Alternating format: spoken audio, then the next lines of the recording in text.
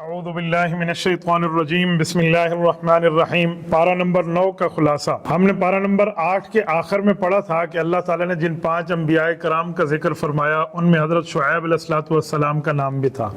تو پارہ نمبر 9 شعیب علیہ السلام کی قوم کی اس دھمکی کے لفظ سے شروع ہو رہا ہے جو ان امت کے لوگوں نے وقت کے نبی کو دھمکی دی ہے۔ آپ بدماشی دیکھیں اس امت کی کہ وقت کے نبی کو دھمکی دیتے ہوئے کہتے ہیں قال الملأ الذین، اللہ فرماتے ہیں وہ لوگ استکبروا من قومی، جو قوم کے متکبر لوگ تھے، انہوں نے حضرت شعیب علیہ السلام سے کہا کہ آپ کو ہم یہاں سے جلاوطن کر کے نکال دیں گے یا لتعودن فی ملتنا، یا آپ ہمارے ساتھ نعوذ باللہ کافر بن جائیں۔ وقت کے نبی کے ساتھ یہ دھمکیوں کا معاملہ ان کا ہو رہا تھا۔ تو اللہ تعالیٰ شانہ نے فرمایا جب انہوں نے وقت کے نبی کے ساتھ یہ بات کی ہے تو پھر قوم کی سرکشی کی وجہ سے فاخذتہم الرجفہ، ان کو ایسا زلزلہ آیا جو گھروں میں اونگے منہ یہ گر گئے اور مر گئے اور گھر ان کے اوپر آ گئے۔ تو یہ شعیب علیہ السلام کی قوم کی بات پہلی آیت میں فرمائی۔ اس کے بعد اگلی آیات میں وَمَا أَرْسَلْنَا مِن قَرْيَةٍ مِّن نَبِيٍّ إِلَّا، اس آیت کے اندر اللہ تعالیٰ نے دستور خداوندی کو ذکر فرمایا کہ اللہ تعالیٰ کی ترتیب، اللہ کا دستور، اللہ کا معاملہ یہ ہے کہ اس وقت تک کسی قوم کے اوپر عذاب نہیں بھیجتے جب تک اس قوم، ان لوگوں، ان ملت، اس امت کے پاس کوئی ڈرانے والا، کوئی نبی، کوئی سمجھانے والا، کوئی مرشد ان کے پاس نہ آئے جو آ کر انہیں دین کی بات بتائے۔ اگر وہ مان گئے تو بہت اچھا، اگر انہوں نے انکار کیا تو تب پھر اللہ کا عذاب آتا ہے۔ اس کے آگے اللہ تعالیٰ نے موسیٰ علیہ السلام اور فرعون کے واقعات کو بیان فرمایا۔ ثم بعثنا من بعدهم موسیٰ بآیاتنا، ان آیات میں اللہ جل شانہ نے تفصیل کے ساتھ یہ واقعہ بیان فرمایا حضرت موسیٰ علیہ السلام کا کہ موسیٰ علیہ السلام اور فرعون کا مقابلہ کیسا ہوا ہے۔ یہ بات ذہن میں رکھیں، حضرت موسیٰ علیہ السلام اللہ تعالیٰ کے وہ جلیل القدر نبی ہیں جن کا ذکر 28 پاروں میں مختلف جگہوں میں اللہ تعالیٰ نے حضرت موسیٰ علیہ السلام کا فرمایا ہے۔ کلم اللہ موسیٰ تکلیما، حضرت موسیٰ کو کلیم فرمایا ہے۔ میں ایک جگہ سن رہا تھا ایک شخص کی عجیب بات تھی، اب قرآن پر عبور نہ ہو تو پھر بندہ بولے نہیں۔ اس نے کہا جی ہم نے قرآن میں پڑھا ہے کہ اللہ کے بعد جس کا نام سب سے زیادہ آیا نا وہ شیطان ہے۔ حالانکہ یہ بات غلط ہے، شیطان کا نام بہت کم جگہ آیا ہے۔ اللہ تعالیٰ کے نام کے بعد قرآن کریم میں سب سے زیادہ نام حضرت موسیٰ علیہ السلام کا آیا، تقریباً ہر پارے میں کسی نہ کسی جگہ ایک دو کو چھوڑ کے حضرت موسیٰ علیہ السلام کا تذکرہ اللہ جل شانہ نے فرمایا۔ ان آیات میں پھر اللہ تعالیٰ نے اس واقعے کی بات فرمائی کہ فرعون نے 70,000 جادوگر حضرت موسیٰ علیہ السلام کے مقابلے کے لیے بلائے تھے، اور حضرت موسیٰ علیہ السلام کے سامنے جب جادوگر آئے انہوں نے جادو کر کے اپنا کام پیش کیا۔ وقت کے نبی کے کام کو دیکھا تو جادوگر سمجھ گئے، وہ اپنے کام کے ماہر تھے، انہوں نے کہا جی ہم نہیں چل سکتے، یہ نبوت کا کام ہے، جادوگری کا کام نہیں ہے۔ تو سب کے سب کلمہ پڑھ کے مسلمان ہو گئے تھے۔ اللہ تعالیٰ نے ان کا ذکر فرمایا۔ اس کے بعد حضرت موسیٰ علیہ السلام کے معجزات کا ذکر فرمایا۔ موسیٰ علیہ السلام کو 2 بڑے بڑے معجزات عطا فرمائے تھے۔ نمبر 1 ید بیضاء، نمبر 2 عصا۔ ید بیضاء کیا ہے؟ وہ اپنا ہاتھ اپنی بغل میں رکھتے اور پھر نکالتے تو وہ ہاتھ ایسے چمک رہا ہوتا جیسے سورج چمکتا ہے۔ یہ حضرت موسیٰ علیہ السلام کا معجزہ تھا۔ دوسرا معجزہ عصائے موسیٰ کا تھا۔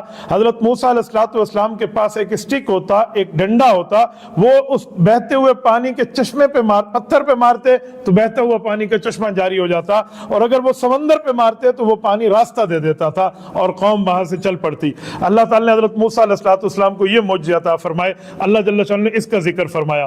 اس کے بعد مختلف عذابوں کا ذکر فرمایا، اور مختلف عذابوں میں اللہ تعالیٰ نے فَأَرْسَلْنَا عَلَيْهِمُ الطُّوفَانَ سے اس بات کو ذکر فرمایا کہ یہاں قوم کے اوپر اللہ تعالیٰ نے 5 قسم کے عذاب ڈالے تھے۔ نافرمان قوم ہے، انبیاء کی نافرمان ہے، اللہ کی نافرمان ہے، تو 5 قسم کے ان کے اوپر عذاب آئے۔ نمبر 1 طوفان کا عذاب آیا، نمبر 2 ان کے اوپر ٹڈی دل کا عذاب آیا، نمبر 3 ان کے بالکل اس میں سروں میں اور بالوں میں انتہائی جوئیں پڑ گئیں، اس کا عذاب آیا، اور ان کے اوپر مینڈکوں کا عذاب آیا اور خون کا عذاب آیا۔ بالکل صاف پانی ہوتا جو نیک لوگ پیتے، جب یہ اپنے ان سے پانی لے کر اپنے منہ کے قریب لے جاتے تو وہ خون بن جاتا، یا وہ اس میں کیا کہتے ہیں مینڈک وغیرہ آ جاتی۔ تو اس قسم کے عذاب سے ان کو واسطہ پڑا۔ پھر قوم کی اپیل کو ذکر فرمایا وَلَمَّا وَقَعَ عَلَيْهِمْ، اس کے اندر اللہ جل شانہ نے یہ بات ارشاد فرمائی کہ جب موسیٰ علیہ السلام کی قوم پہ کوئی عذاب آتا تو موسیٰ علیہ السلام کے پاس آتے بھی ہم معافی مانگتے ہیں, ہم توبہ کرتے ہیں, اپنی غلطی کا اعتراف کرتے ہیں, آپ اللہ جل شانہ سے عرض کر دیں ہمیں آئندہ کے لیے اللہ تعالیٰ جل شانہ ایک مہلت دے دیں تو ہم یہ غلط کام نہیں کریں گے, ہم اللہ کو راضی کریں گے. موسیٰ علیہ السلام دعا کرتے, عذاب ٹل جاتا. جب عذاب ٹل جاتا ہے پھر سرکشی شروع کر دیتے, پھر ایسا ہوتا کہ پھر عذاب آتا, پھر یہ رونے دھونے پہ آ جاتے اور آ کر نبی کے وقت کے نبی کو یہ جملہ کہتے, پھر موسیٰ علیہ السلام دعا کرتے, پھر عذاب ٹل جاتا. اب عذاب جاتا تو پھر یہ کام شروع کر دیتے. تو اللہ جل شانہ نے ساری بات فرما کر اس کے بعد فرمایا کہ جب ان کی سرکشی بڑھتی چلی گئی نا, پھر اللہ تعالیٰ نے ان کو عذاب دیا, اور وہ عذاب اب انہی کی کرتوتوں کی وجہ سے ان پہ آیا ہے, کہ اللہ تعالیٰ کے ظلم یا اللہ کے معاملے سے نہیں آیا.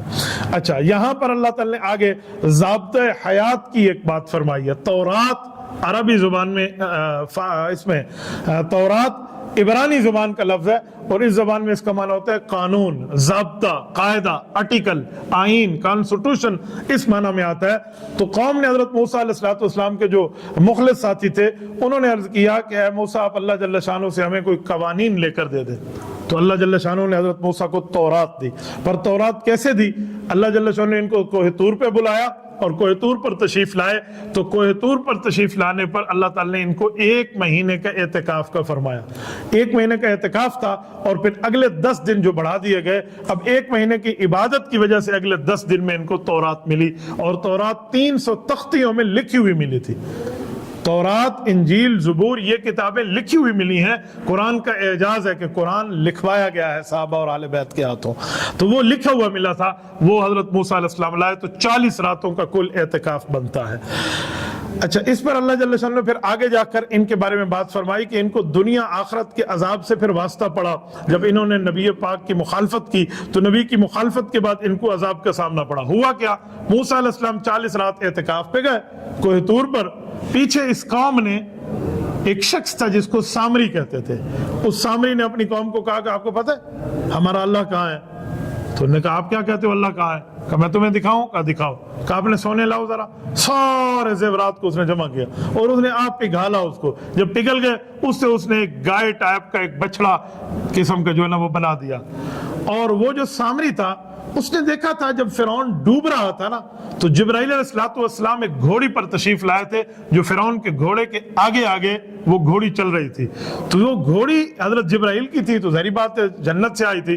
تو ان کے پاؤں جہاں پڑتے پاؤں کے نیچے چھوٹی گھاس اگ جاتی, تو اس نے وہ گھاس اٹھا کے اپنے پاس سامری نے چھپائی ہوئی تھی, اور وہی گھاس اور وہی مٹی اسی بچڑے کے منہ میں ڈالی. تو قرآن کہتا ہے ذو خوار, وہ آوازیں دینے لگ گیا, گائے کی طرح اس نے پکارنا شروع کر دیا. تو سامری کہنے لگا دیکھا یہ ہمارا اللہ ہے. تو انہوں نے کہا جی موسیٰ علیہ السلام جو کتاب لینے گئے, کہ وہ بھول گئے ہیں. انا للہ و انا الیہ, وقت کے نبی پر یہ. اب ہارون علیہ السلام موجود ہیں, ان کی بات نہ سننے کے لیے تیار ہے نہ ان کی بات ماننے کے لیے تیار ہے. تو ان کے ساتھ جو عذاب کا پھر معاملہ حضرت موسیٰ کی واپسی پہ ہوا, اگلی آیات میں اللہ جل شانہ نے اس کو ذکر فرمایا کہ ایسے جو تھے مشرکین یہ دنیا آخرت میں پھر ذلیل ہوئے. حضور پاک صلی اللہ علیہ وسلم کے لیے پھر اگلی آیات میں فرمایا الذین یتبعون الرسول النبی الامی الذی یجدونہ مکتوبا عندہم فی التوراۃ والانجیل. اس میں حضرت رسول اللہ صلی اللہ علیہ وسلم کے اوصاف کو ذکر فرمایا کہ نبی پاک صلی اللہ علیہ وسلم کا وصف, حضور کی خصوصیت یہ ہے کہ نبی پاک کا ذکر تورات میں بھی ہے, انجیل میں بھی ہے. آج یہودی اور عیسائی نہیں مان رہے, یہ صرف اپنے بغض پہ نہیں مان رہے, ورنہ ان کی کتابوں میں محمد الرسول اللہ صلی اللہ علیہ وسلم کی بات لکھی ہوئی ہے. یہ بات ارشاد فرما دی. آگے جا کر اللہ تعالی نے ختم نبوت کی بات فرمائی. قل یا ایھا الناس انی رسول اللہ الیکم جمیعا. فرمایا محمد صلی اللہ علیہ وسلم, اے پیغمبر صلی اللہ علیہ وسلم, آپ اعلان فرما دے کہ میں تمام کائنات کا نبی بنا کے بھیجا گیا ہوں. پہلے نبی ایک قوم کے, ایک علاقے کے, ایک قبیلے کے, ایک ملک کے ہوتے تھے. اب پوری قوم, پورے اقوام عالم, پوری دنیا کے ایک نبی آئے ہیں. تو یہ ختم نبوت کا اشارہ ہے کہ ان کے بعد نئے نبی کی ضرورت ہی نہیں ہے. جتنی نبوت کا دائرہ تھا ان سب کے لیے حضور پاک صلی اللہ علیہ وسلم آ گئے. تو اب حضور پاک علیہ الصلوۃ والسلام جن اور انس کے قیامت تک کے لیے نبی ہیں.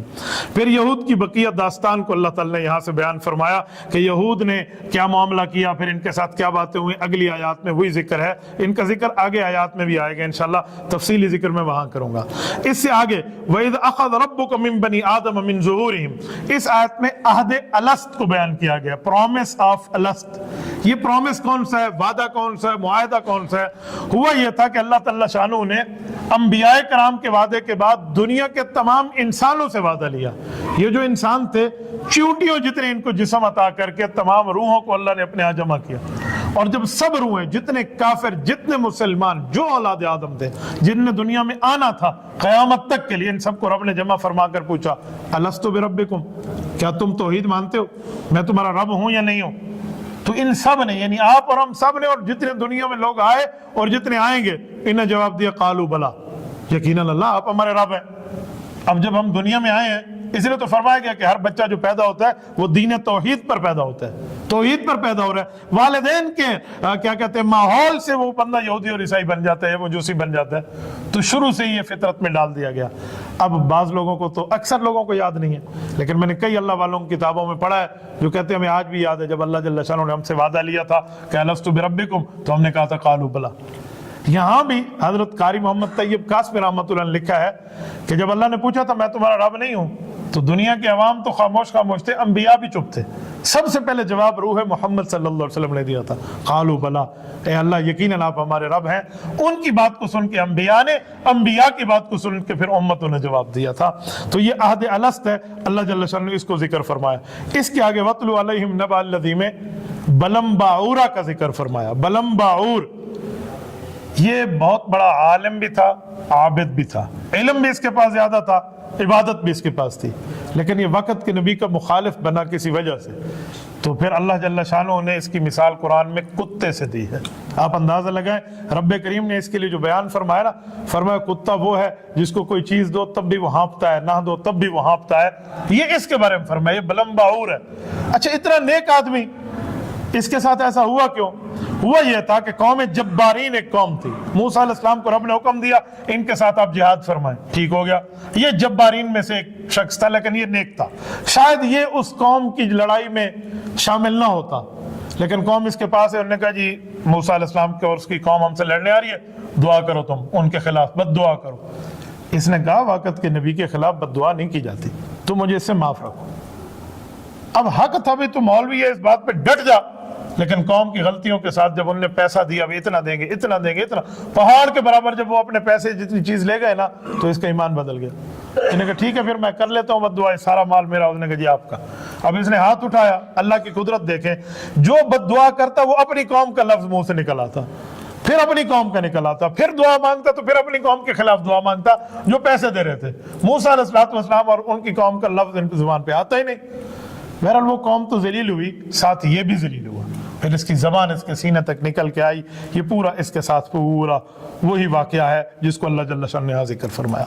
اس کی اگلی آیت میں قُلْ لَا أَمْلِكُ لِنَفْسِي نَفْعًا وَلَا ضَرًّا إِلَّا مَا شَاءَ اللَّهُ وَلَوْ كُنْتُ أَعْلَمُ الْغَيْبَ لَاسْتَكْثَرْتُ مِنَ الْخَيْرِ وَمَا مَسَّنِيَ السُّوءُ۔ اس میں علم غیب اللہ تعالیٰ کا خاصہ ہے، علم غیب کی صفت، اور یہ خاصہ اللہ جل شانہ کا ہے۔ رب جس کو چاہے غیب کی خبر دے دے، رب جس کو چاہے نبی کو غیب کی وحی کر دے، غیب کی بات بدلا دے، غیب کا اظہار کر دے۔ یہ تو انبیاء کے لیے ثابت ہے، اظہار غیب، اطلاع غیب، انباء غیب، ایحاء غیب، یہ نبی کو رب دیتا ہے، بتاتے ہیں۔